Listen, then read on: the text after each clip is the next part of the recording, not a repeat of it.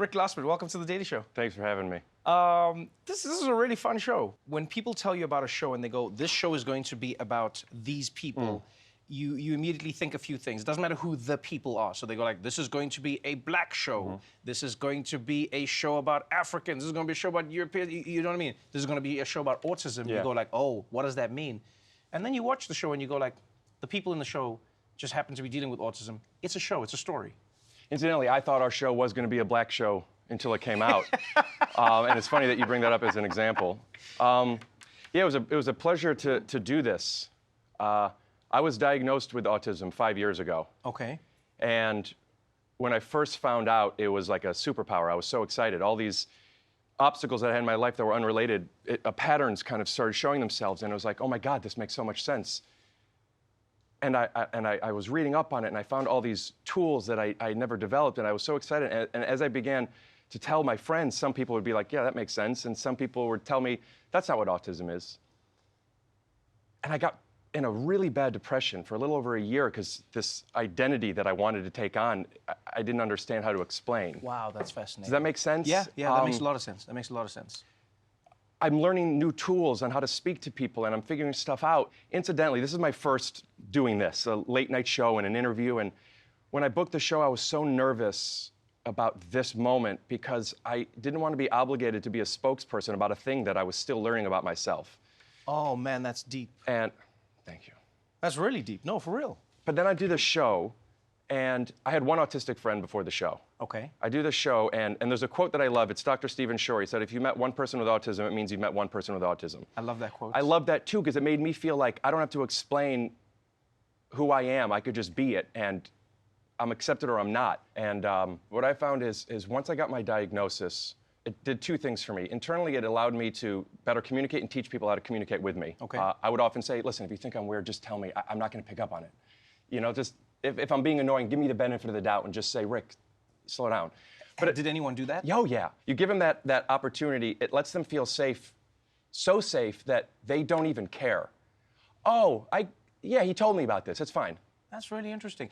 I wonder if it's because, in a way, being vulnerable with a person makes them comfortable being vulnerable back with you. So if you feel like somebody's being quote-unquote weird, it's hard to say that because you don't know how you feel. You don't want to hurt the person. You don't want to say the thing.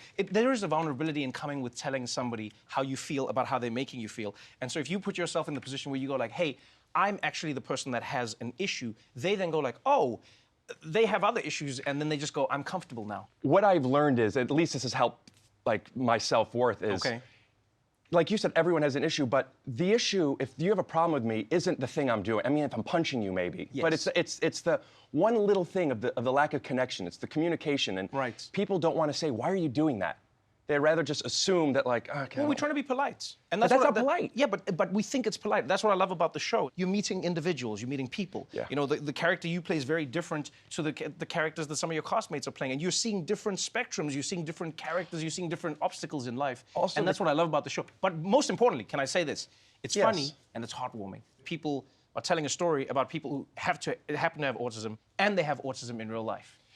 There were characters that I met on set, because all the neurodiverse characters are played by neurodiverse actors. Okay. Also, there was one actor who has autism that played a neurotypical person. I'm meeting most of these people in the character they're playing, and that's their autism. Okay. And then cut, and I meet a completely different person, and it was just so, that's why I love that quote, you meet one person. I mean, for every person I met on set, I met two people with autism, their representation of it, and then who they really were. Damn. And it made me feel so good. And also, this just happened a few days ago, and I almost want to check in, but it's fine, we won't say names.